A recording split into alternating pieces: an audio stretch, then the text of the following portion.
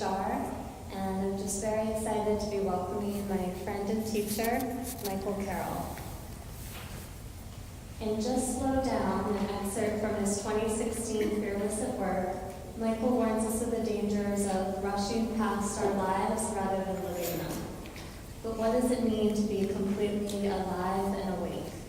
So we're going to explore that question today and learn how to create a shared culture at Drexel that values compassion and care and integrity and respect for all of us. Michael has been meditating for more years than I've been alive on the planet. So he has so much experience, and I'm so happy to have him here. He also has many accomplishments in Wall Street, Fortune 500 companies, and in my new home of HR.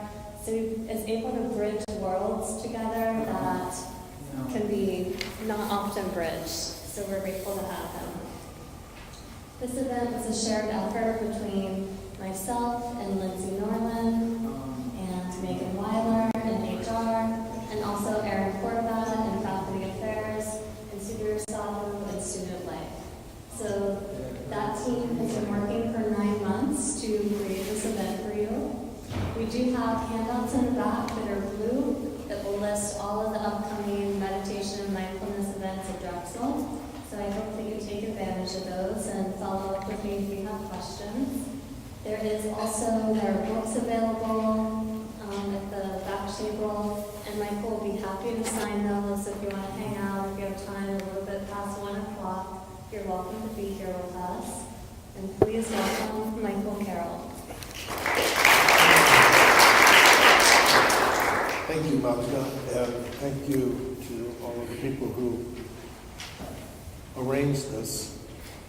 You'll see in a moment on that blue sheet that there's a lot of other programs. This is one of many sort of conversations about this practice of mindfulness. And at the end of this, we'll go over what those other programs are. We only have a short time together, 60 minutes, so I want to use that well. But just a few questions. How many people here are students? If you could raise your hand. Finally, you're alone. You're the only student in the room. Welcome. How many are in administration? Okay. And then how many are faculty? Good. Faculty. Great. Okay. So that's welcome. So what I'd like to do, and how many people have a meditation practice or do meditation? And how many people do yoga? Cool. As I always say when I was, you're back too. Good to see you again. Your faces. As I always say at this point, I started practicing in the 70s and was on Wall Street in the 80s, and you would never let anyone know you meditated, never. You would just, it was woo-woo. Now, everybody practices, bankers, traders, faculty members, so it's kind of cool. So what I'd like to do over the next 60 minutes is just go over, we're talking about what is health and well-being, and how does this practice actually work with that? And I just want to illustrate a couple of principles very quickly about that. And then do the meditation so that you have an experience. I'm going to give you the instruction, we'll do the meditation together, and then have some back and forth a little bit about your experience. So that's how the hour is going to unfold. So I'd like to begin with a little survey that I do, but I want to frame the question a little differently. Hopefully it works out. But it's one question. In fact, it's not a question. It's a fill in the blank. And what I'm going to do is I'm going to pose a question, and I'd like to know what is the first word that comes to your mind. The first word. If you have a pen, you may want to write it down so you don't cheat. Once you put it, someone says, I like that one better. I like that word. So if you don't write it down, it's okay. But I want to know what is the first word that comes to your mind when I pose this fill in the blank type of question. Okay? Everybody ready? Okay. At school, I want to be blank. At school, I want to be, one word. At school, I want to be blank. Okay, so let's get a few up here. Anyone? Yes? Alert. At school, I want to be alert. A lot of teachers like that answer, particularly in grade school and high school. Anyone else have alert? Anyone else have alert? Okay, yes, what is yours? Happy. At school, I want to be happy. How many people had happy? Raise your hands. Okay, let's get a few more. Anyone else? Yes? Successful. At school, I want to be successful. How many people had successful? Raise your hands. Good. All right, let's keep going. Any others? Yes? Present. Okay. At work, I want to be present. Do you remember that? Remember when I was going to grade school? Michael Carroll, present. And then raise your hand and say the word present. You just didn't have to raise your hand. And how many other people had present? Okay, good. Any others? Two effectives. Effective.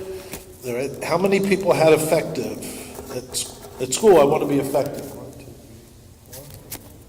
4, 5. Oh, 6. Good. All right, a couple more here.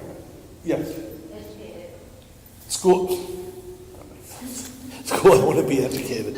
It's good. How many people had educated?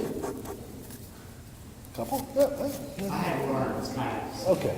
I'll let us cheat because we know each other. I'll go with that. That's it. Couple more. Yes? We had 2 for smart and 1 for engaged. Engaged. Okay, let's do engaged. How many people have engaged? Oh, back there. Oh, you're from the group. Okay. Got anybody else engaged here? Have that word? Okay. Engaged. And then the other one's smart. Anyone else have smart in this room? 1, 2, 3, 4. All right. All right. Any others that you want to get up here? Okay. All right. So I've been asking this question in a wide variety of settings for quite some time. Typically, it's at work I want to be. But I figured that might be a little confusing because, well, I'm at school, or what is work? So I just did it at school. But it worked here. And, there's a wide variety of responses, but they fall along 2 basic categories, basically. One is very practical. I want to be alert, successful, effective, smart, right? It's very practical. Then there's a group that are what I would call spiritual, frankly.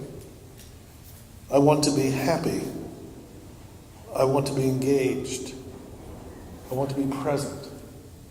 There's other ones where I want to be content or compassionate, these kinds of things. So they typically fall along 2 categories. Now the 2 highest ones, what do you think the number 1 answer is generally in workplace settings? And they differ. Like if you're on Wall Street, it's one of the top ones is rewarded, right? I want to be rewarded. If you're working in groups that provide services to the disabled, for example, which is a group I work with down here, so I want to be compassionate, right? So it depends upon the culture. But which do you think? What do you think is the number 1 answer? Anybody? Happy. The number 1 answer is I want to be happy at work. The second one is successful. So we want to be happy and successful at work. That seems reasonable, doesn't it? Seems very reasonable. I want to be happy and successful at work. Well, not here. But it's important, I think, for leaders to acknowledge and recognize that a lot of us come to work looking for happiness. And that's not like, oh, that's stupid. No, that's beautiful. And if you're a good leader, you understand how that dynamic works, right? But why I asked that question was to sort of push into it a little more. We all know when we examine these answers that work delivers. While we come to work, we also know that it's tough. It's not always that pleasant. And, sometimes we're successful, other times we're failing. Sometimes it's happy, other times it really sucks. Right? Sometimes we're effective, other times we're not so effective. One minute we're praised, next minute, does that person really need to work here? You know how that works, right? So that while our aspirations at work to be successful, happy, effective are worthy, when we bring this down to earth and really look at it carefully, what we're really aspiring to is to be confident at work. And so that whether it's successful or not so successful, whether we're happy or it's not so happy, or it's working out or it's not working out, that we're able to engage work in a way that is confident. And we can, because we know the score. And you all know this is true in your own life. We all want to have a happy life. And we have many happy moments. But has everyone noticed that life's really hard? Even for us, and we're very privileged, given the situation in the world. So, one of the core elements of mindfulness is having a very realistic relationship with our circumstances. And acknowledging that there's a way to engage them confidently, good, bad, happy, sad, that we can touch our lives completely.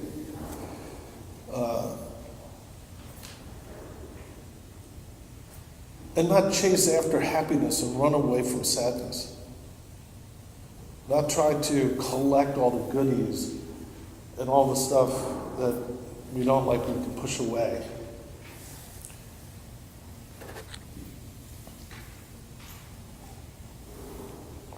I was saying earlier to the group that was here earlier this morning that our society, we feed ourselves all kinds of stories about wanting that the experience that we're having is just not good enough. It's not good. It could always be a little better,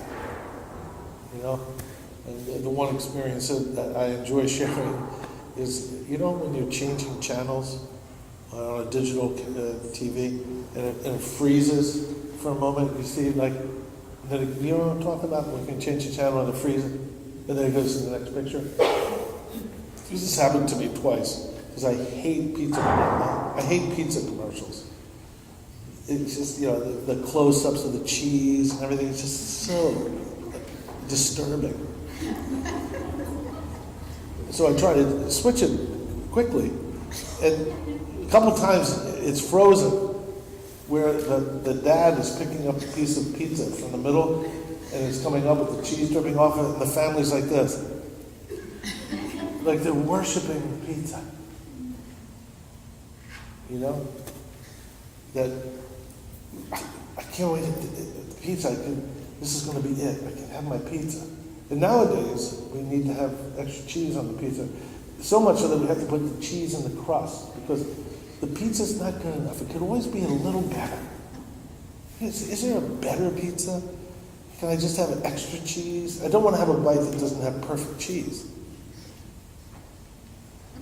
But this is the message that we're getting all the time. There's a better experience than the one we're having. We chase after it.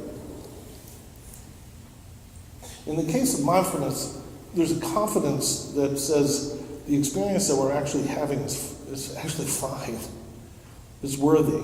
It's worthy. That this is worthy of being human right now.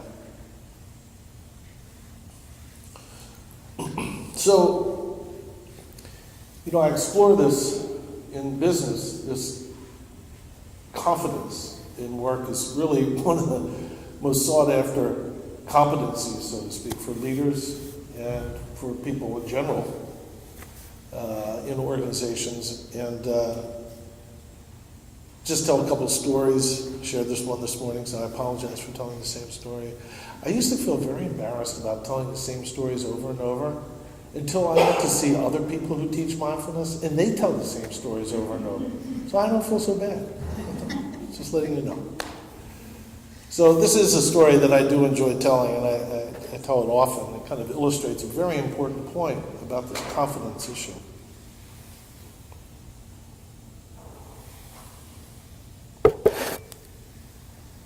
I'm very fortunate, as with this situation, to be invited to speak about this discipline in a variety of organizational settings, and on occasion I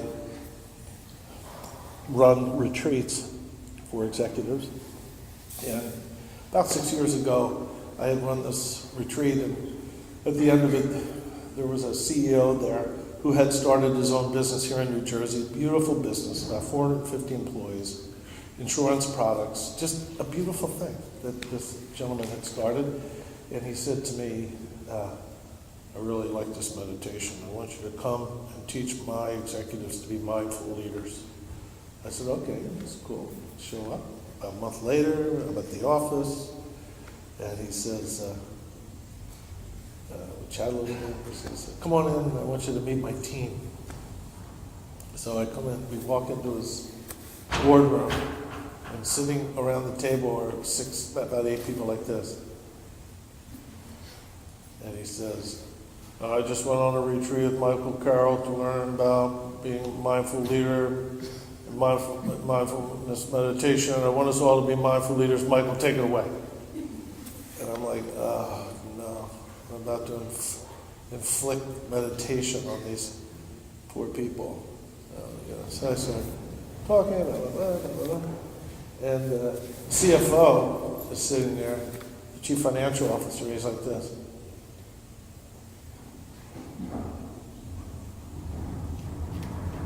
He eventually interrupts me. He says, excuse me, is there a bottom line here to this mindful leader thing? And I said, yeah, actually that's a great question. There is a bottom line to this. I said, rather than me telling you, why don't I just show you the bottom line?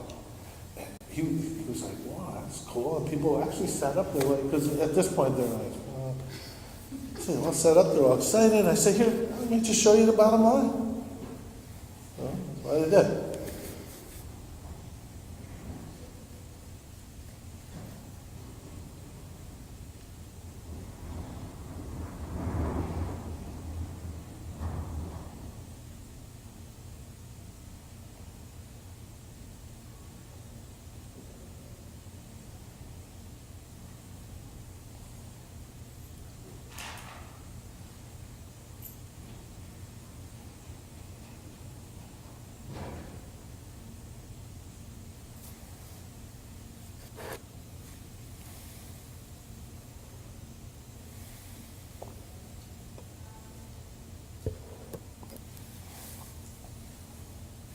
I just sat there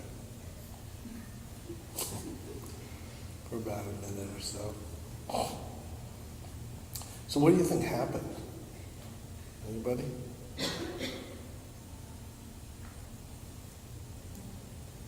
Okay. Well, one guy, I said to him, so how was that? And one guy said, I was getting pretty nervous. And here's the punchline, which really makes me laugh every time. One guy actually said, I thought your presentation was starting to unravel.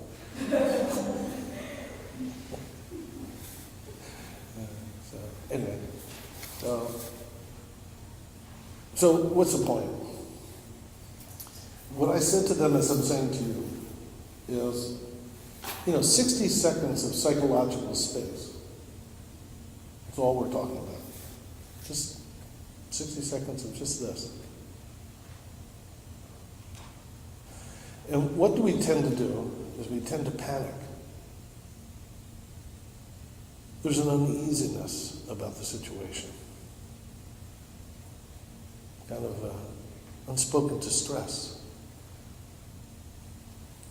Now, in terms of this health and well-being, this distress is of great interest. Why are we so uncomfortable with just sitting here?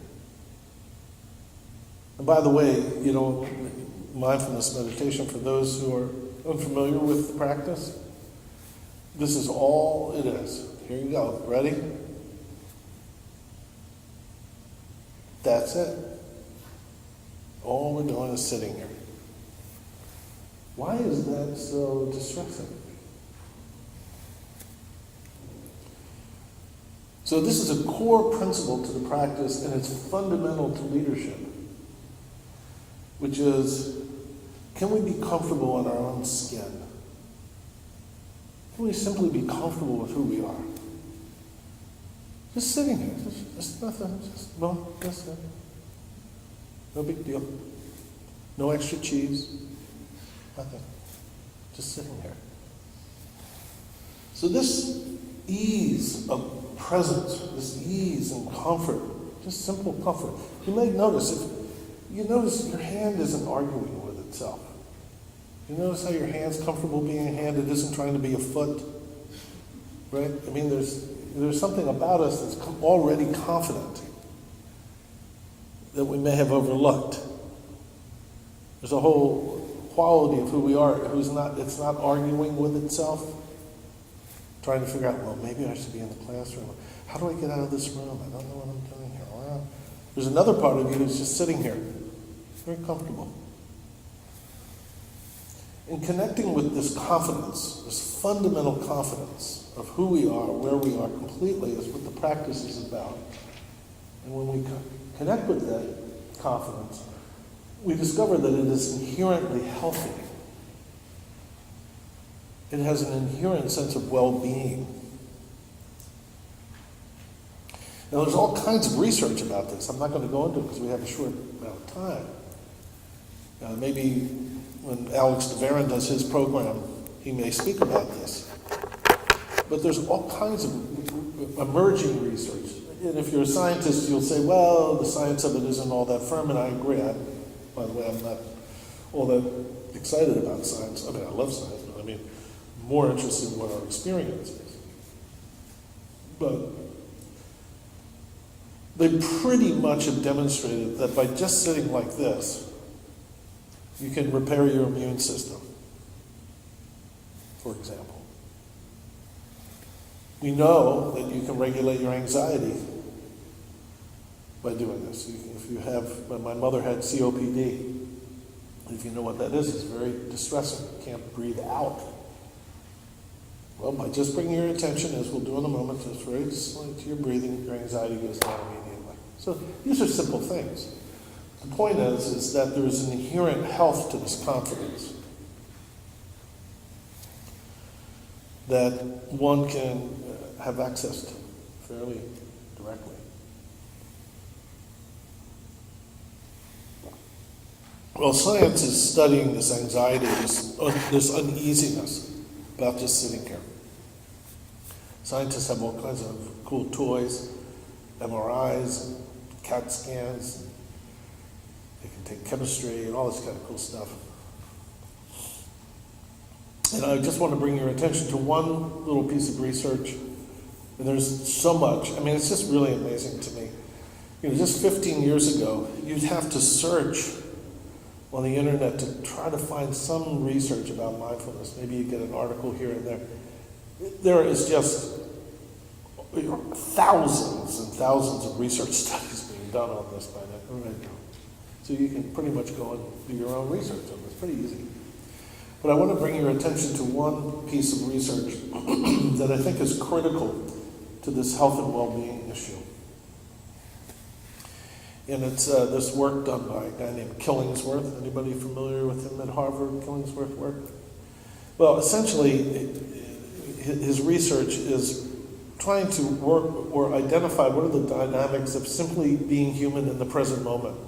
What's happening in the present moment? Most social research looks at behaviors, measures them, what happened, and then tries to predict a future behavior. Whereas Killingsworth is trying to describe behavior as it occurs. What's happening as it occurs. So there's all kinds of findings coming out of the study, but the one that I want to bring your attention to is that on average, we human beings spend about 47% of our time thinking about something other than what we're doing. Does that kind of resonate with you a little bit? Okay. Now, there's a range of things. If you're hugging your daughter, the likelihood is you're going to be there 100% of the time. You're going to be 100% having that experience. If you're in traffic, you're going to be 100% somewhere else. Right? So you average it out. And on average, we're spending 50% of our time thinking about something other than what we're doing. Now here's the killer here. Here's the key issue. The 50% of the time when we're thinking about something other than what we're doing, what we're thinking about is 80% of that is more distressing than the experience that we're having. We're actually authoring the very distress we're seeking to avoid. So this is the issue of health and well-being. That to a great degree, we're actually authoring the very lack of well-being that we're seeking. As I said earlier, in the earlier group, there was a book by a guy named Esterbrook called The Progress Paradox. Essentially, the progress paradox is the experience that we're having right now in this room, right now, this very split second, with this sound system and the cotton clothing that we have on, the electrical lights, the safety that we have, the education, these little devices that carry a full amount of human knowledge in a little box that I can just access whenever I want. The fact that if we got sick, an ambulance would back up here and take us to a hospital, all these things. This experience that we're having is better than 99.99% of all human beings that ever lived by any conventional measurement. Period. This is it. We've arrived. We are the most endowed human beings to ever walk this planet. Wildly endowed. Beyond imagination. That any human being could ever imagine that we would be this wildly endowed. Could someone close that door for me? Thank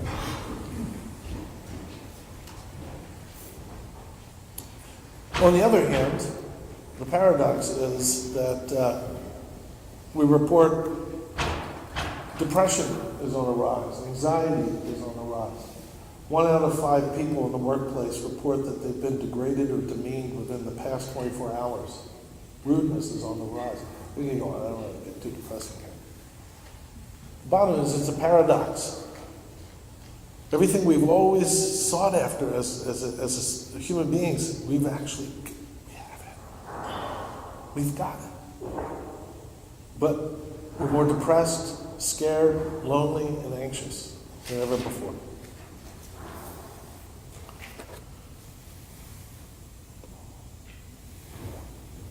This practice actually offers an opportunity to stop authoring our own distress and actually experience our lives completely for all of what it is, with confidence.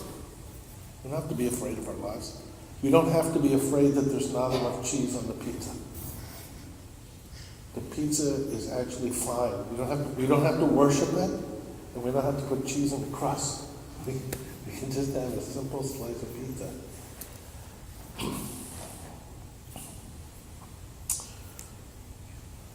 So, let's get to the meditation. We have a short time. But essentially what I'm trying to get across here in the very beginning is that there is a core element of confidence that comes from this practice that we can experience our lives completely fearlessly, without trying to prefer it to be otherwise. With all of its sadness and all of its difficulty and all of its joy and delight, we can experience it directly with confidence. All right, so I'm going to give the meditation instruction and we'll practice it for a little bit and then we can have some discussion. Okay? In order to understand this discipline, one needs to really examine effort, how we apply effort. Normally, we apply effort in trying to achieve things, trying to accomplish, which is very reasonable. A young woman goes to school here, works very hard, graduates with a PhD in engineering, and she's able to help engineer chemistry that is good for our health and well-being in a good society. So that person has worked hard to try to get somewhere and become someone. It's a beautiful thing. That's normally how we see effort. In this approach, this is a different form of effort. This is not about accomplishing anything at all. In fact, you can't accomplish anything in this practice. It's not possible. And if you want to accomplish something in this practice, you're going to need to wear out that ambition at some point. Because this is not about accomplishing anything at all. What this practice is about a different form of effort. It's different.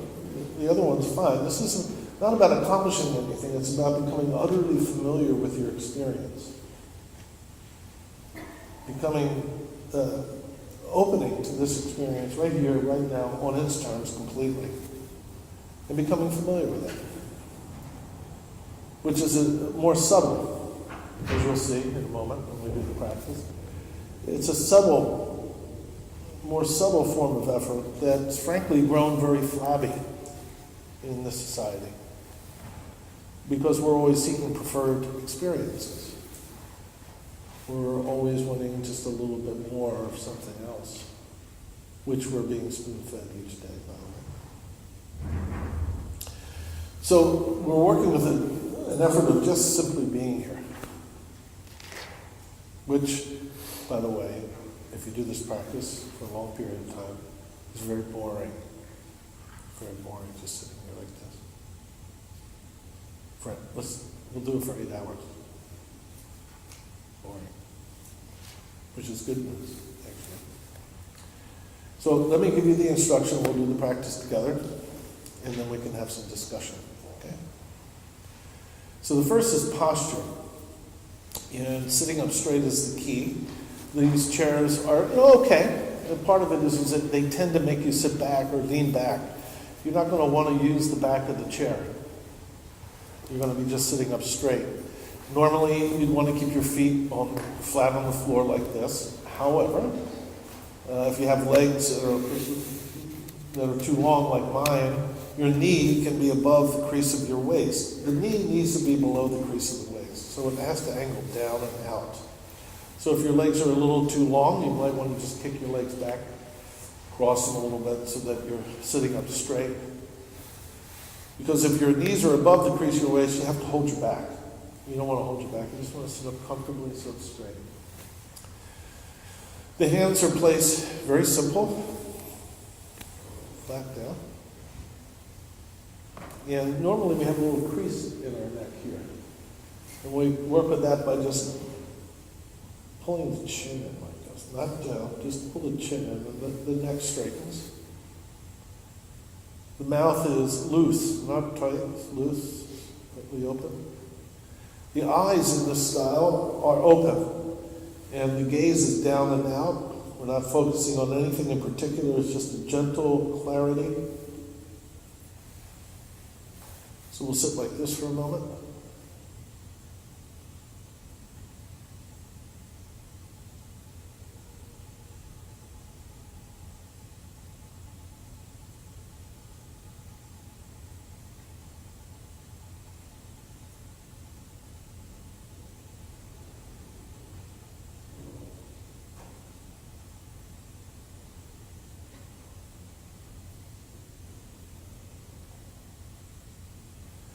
Now, as you're sitting here, you'll notice two things going on. The first is a very direct, unmistakable experience as your senses. You can hear the very slight hiss in the background of the air conditioner. You can see the colors, textures in the room.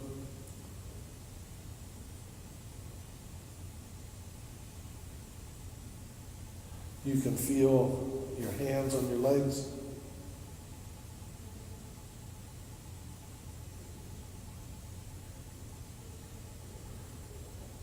Very direct, vivid, unmistakable, simple immediacy of just sitting here in the room.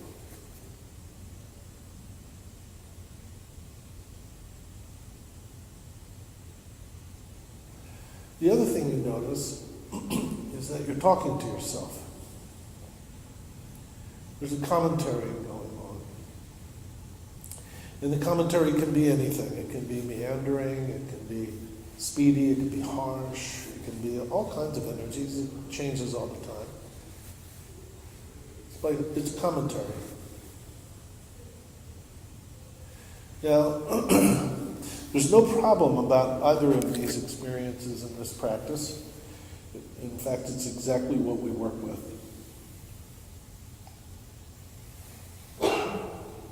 And the way we work with it is, as we're sitting here in this posture, sitting here in this room, as soon as you notice that you're thinking, as soon as you notice, you deliberately recognize that you're thinking by saying to yourself silently, thinking, and bringing your attention to your breathing, and placing your attention gently on your breathing, attending to your breathing.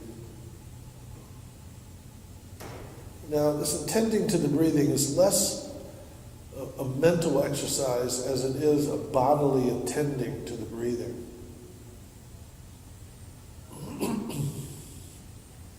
You may feel, as you're sitting here attending to your breathing, the movement of your chest or your belly as you sit and you breathe.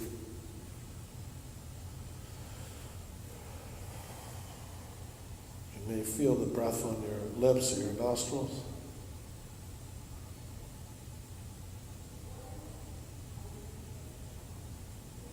You may even hear it slightly.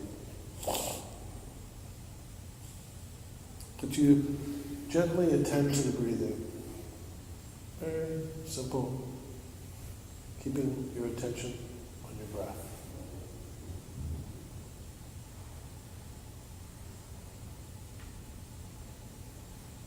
At some point you'll notice that you're thinking. As soon as you notice you're thinking, you label it thinking, and you bring your attention back to attending to your breathing. So we'll do this for a short period, and we'll begin and end the session with the ring of a bell.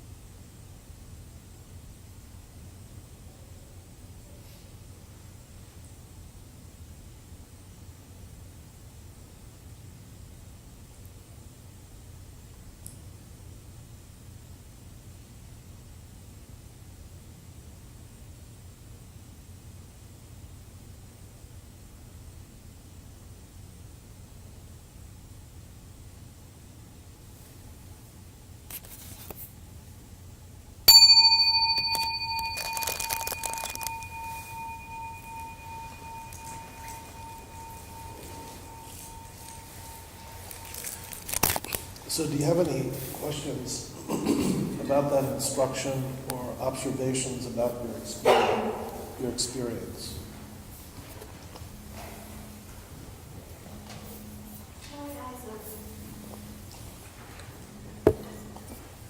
There are many answers to that. There are different traditions, obviously. But you may notice with the eyes closed that the attention drops down here, kind of cozy in here. There are certain practices that you do, mindfulness practices that you do with your eyes closed. In this case, you'll notice with the eyes open, there's nowhere to go other than right here. So we're fully engaged. The senses are fully engaged. The eyes are designed to see, so they're there. Eyes closed has a little bit of a preferred experience rather than the one you're actually having, which is sitting in the room. Certain style, but it's very traditional to have the eyes open.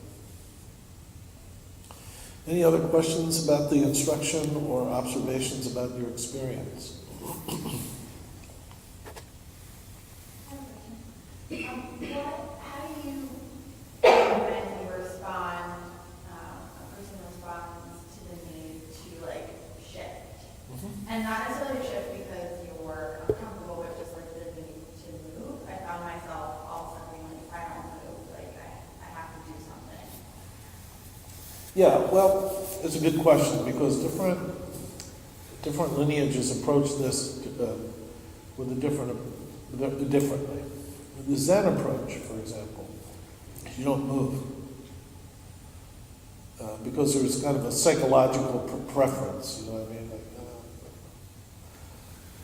On the other hand, I have 3 ruptured discs, and et cetera, et cetera. So at least from the lineage that I'm coming from, there's a gentleness required in this practice where we treat ourselves with gentleness. And it's less about don't move, it's about how to move mindfully. Right? So, if you're sitting on the ground and your leg falls asleep, if you've ever done this practice, invariably your legs are going to fall asleep. And normally we have a little walking meditation kind of thing. But in this, you would extend out your leg, but not so much. This is what it doesn't look like. It's the opposite of mindfulness. Whereas in this case, you actually, before you move to adjust your posture gently, you notice the discomfort. You feel the discomfort. You kind of actually lean into it a little bit, and then very mindfully and gently relieve yourself of the discomfort. And experience the release very mindfully. And that is a very distinct element of this style, is gentleness toward oneself. Any other questions about this instruction or observations about your experience?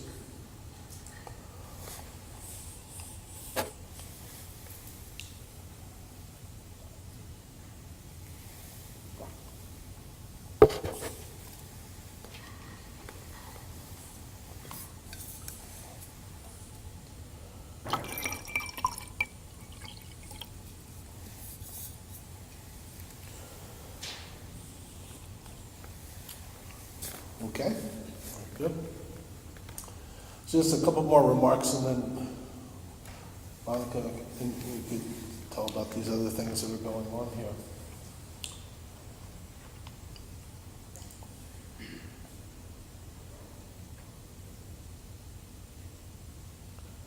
What we're working with in this practice is discovering something that's occurring that we've been overlooking. Often in the meditation we think we're here to sort of master something, or become great meditators, or reduce our stress, or even attain enlightenment, or whatever. there's something about being human that is already fully arrived. It's already fully available. And it's healthy, it's inspiring, it's good. It doesn't necessarily mean it's pleasurable, by the way. Being human, as you may know, this is very difficult. But there's something profoundly noble about being human that is available and is, once one becomes familiar with it, can actually infuse your entire life in such a way that you can actually live a confident life. Whether your child dies in a car accident or becomes the president of the, oh, never mind, forget about the president, I say, or becomes a great physician that helps all beings. Either way, you can actually open with confidence to those two experiences and touch them fully. And this sense of confidence is fully available. You may notice as you're sitting here, your hair isn't arguing with itself. Your nose isn't arguing with itself. Your fingers are not arguing. The vast majority of who you are is completely fine sitting here. It's just a very tiny part that keeps giving us the impression that this is not comfortable. And when you put your attention on it, it disappears. So that's what this practice is about, is discovering this fundamental, what is traditionally referred to as primordial confidence. That is very healthy. And if you are going to do this practice, I would encourage you to do it short periods, 10, 15 minutes a day, in a nice environment. Use a little timer. But try to do it every day. And it's kind of like taking a shower. You get used to it. When I was a kid, my mother would say, "It's time to come in, take your bath." I'd go, "Oh no." Now it's normal. I take like a shower like twice a week. You know, it's amazing. You become familiar with the practice, and it becomes very part of one's life. It's a very healthy way of just being, simply being. So thank you for your attention. Thank you for the work that you do.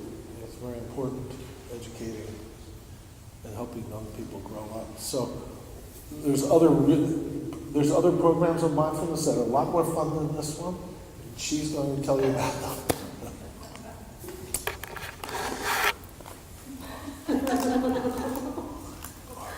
So I'm bringing Haji Streffler up. She runs our weekly meditation group, so I'll let her talk a little bit about that. Sure. So the Drexel Meditation Group, we started almost 6 years ago. We meet every Thursday from 12:30 to 1 in the Interfaith Sanctuary, which is up in the Intercultural Center. And it's a drop-in time open to the entire community, students, faculty, and staff. Come together, whether you have a practice, whether you don't have a practice. It's just a really great time to take a pause during what is usually a pretty busy day and have some time for yourself in community for some mindfulness. So if you're interested, I guess maybe through Monica, or you can let me know at the end. We can put you on our email list. And we'll be meeting tomorrow and every Thursday again, 12:30 to 1. See you there. So the Drexel Meditation Group also offers quarterly events so that you can have interaction with someone who can respond to any questions that you have. So we have an introduction to mindfulness-based stress reduction on May 23rd with Michael's friend and colleague, Alex DeVeron. So that'll be another opportunity to learn more kind of touch points for how to start a practice and what that might look like. We also have Mindfulness of Emotions with Michael Gottlieb on June 12th, and these are available for faculty and staff. They're available on web stream or in person. Please register for either. And we'll be looking at some body-based kind of stress management techniques that you can bring mindfulness attention to. There are also opportunities for students. There are self-compassion workshops. There is a series called Act 1, which introduces students to basic mindfulness techniques. And Michael Gottlieb in the Counseling Center can put you in touch with those opportunities if you have students who you think might benefit from that. This handout's available on the mindfulness website. It's in the back of the room if you're here live, and I'm happy to answer any questions that you have. Thank you for coming.